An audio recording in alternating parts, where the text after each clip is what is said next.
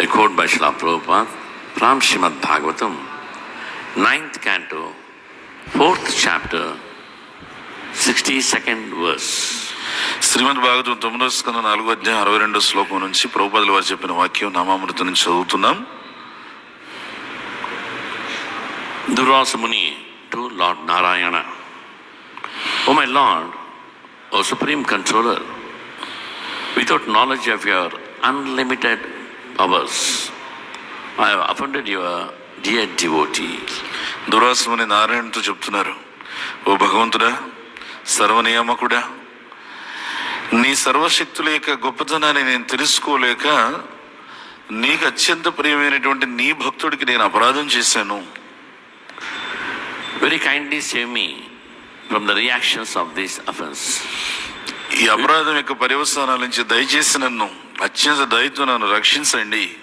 We can do everything, for even if a person is fit to go to hell, we can deliver him simply by awakening within his heart the holy name of your Lordship. నువ్వు ఏమైనా చేయగల సర్వసమర్థుడివి.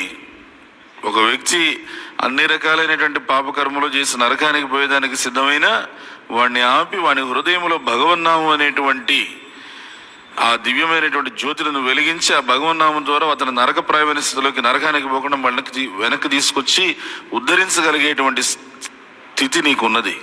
From this we can understand the desire, as I want to chant my 16 rounds or more rounds I want to chant, we need the blessings of the Lord within the heart. Yes, to awaken that desire in our heart. Yes, I have to chant seriously, I have to chant more meticulously, I have to chant more number of rounds.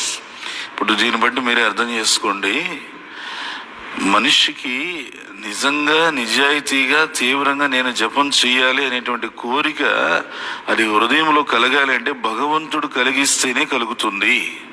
భగవంతుడి ఆశీర్వాదం ఉన్నవాడికి హృదయంలో అవును ఈ చేసే 16 కూడా నిజాయితీగా చక్కగా చేద్దాము, మంచిగా జపం చేద్దాము, లేదు ఇంకా ఎక్కువ జపం చేద్దాము, ఇంకా 32 చేద్దాం, ఇంకా ఎక్కువ చేద్దాం జపం అనేటువంటి ఆ కోరిక ఆ వ్యక్తి కలగాలి అంటే ఇక్కడ చూడండి ఏం చెప్తున్నారు, భగవంతుడా నీవు ఆ భక్తుడి హృదయంలో ఆ జపం చేయాలనేటువంటి నిజాయితీతో కూడినటువంటి కోరిక నువ్వు కలిగిస్తే, ఆ కోరికను నువ్వు జాగృతం చేస్తే ఆ కోరికతో ఆ భక్తుడు జపం చేసి ఉద్ధరించబడతాడు. So Durvasa Muni is saying to Lord Narayana, so I have offended a devotee, that is Amrish Maharaj, and I am fit to go to hell. But by your blessings, O Lord Narayana,